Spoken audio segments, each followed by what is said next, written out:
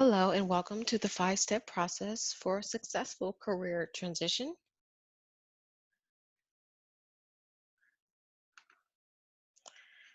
So, if you opted to take this course, you are ready to boost your career in some way. So, let's get you ready. Our topics for today are first, who are career transitioners? Let's define this so you can make sure you are in the right place. Next, we want to discuss the five key steps for a successful career transition and discuss reasons why you may have skipped over these steps in the past. Lastly, I want to share what I believe is the missing ingredient to most career coaching and career transition programs. So let's get started.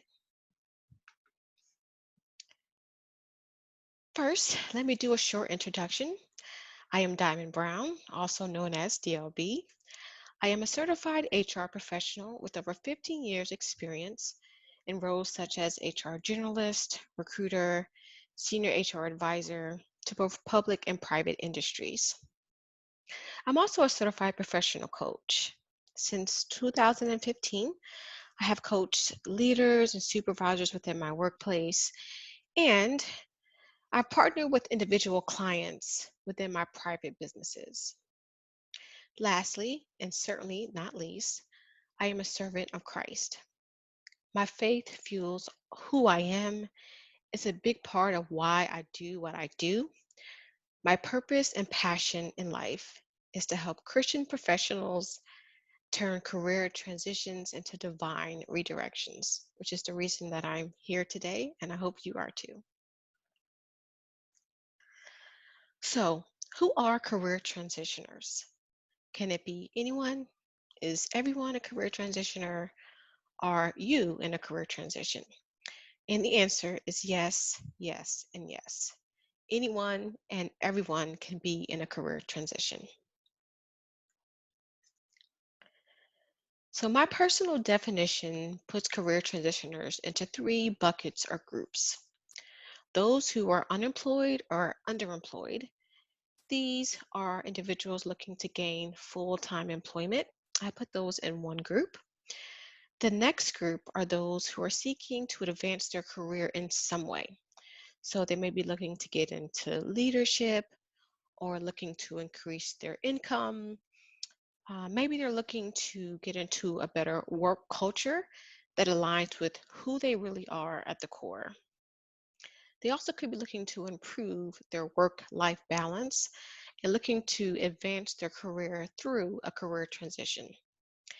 The last group are those who are in some form of retirement.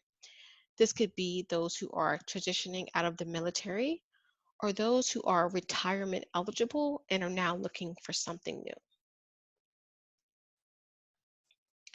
So, what is the five-step process to a successful career transition? So, first, self assessment and goal setting. Step two, resume development. S- Step three, interviewing and gaining salary. Step four, job search and networking. And five, onboarding.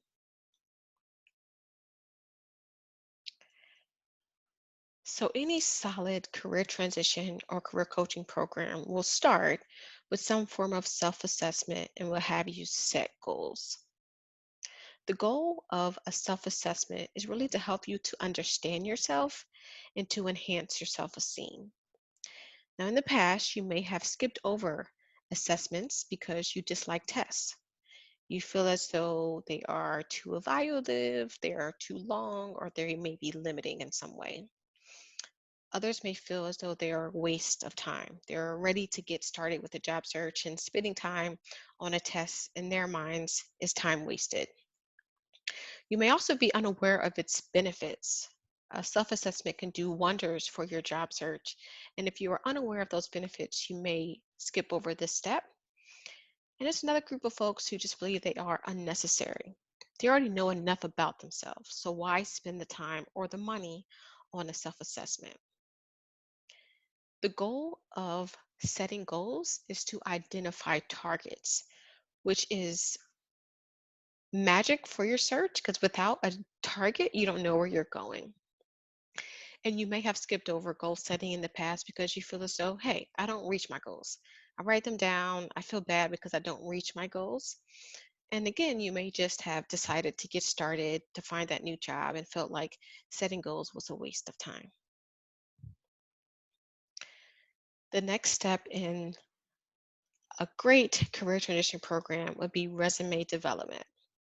Now, the goal of a resume development is to put together a product that will get you an interview. Now, some of the barriers for resume development for most folks is that they feel they have nothing of value.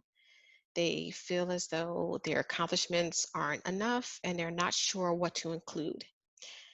Others feel like they have too much to add. They have too many accomplishments. Everything they do is great, and they're unsure of what should be included on their resume. Others feel the process of resume development is just too binding. It gives them a headache. The thought of working on their resume, spending time reviewing documents and job descriptions is too much of a job, and they would rather not spend the time on resume development. While others are just hesitant. They're hesitant because they know once they get started on resume development and start putting their resume out to the world, that it becomes serious. They may receive a call, they may have to have an interview, and so they just avoid the resume development process altogether. The third step in any solid career transition program is interview preparation and salary negotiation. Now, the goal of the interview is to get the job and to receive an offer. And you'll want to accept an offer at a salary that is at or above market. Everyone knows that interviews are a necessary evil. You can't skip over this step, but not everyone takes the time to prepare. Now, you may have been this person who kind of winged it during interviews in the past because you felt uncomfortable. The thought of preparing for the interview, doing a mock interview made you very uncomfortable. You felt like you were prematurely put on the spot, and it made you feel really awkward. You also may have had just a fear of rejection and didn't want to put forth the effort to prepare. There are also those who feel a sense of hopelessness for interview preparation.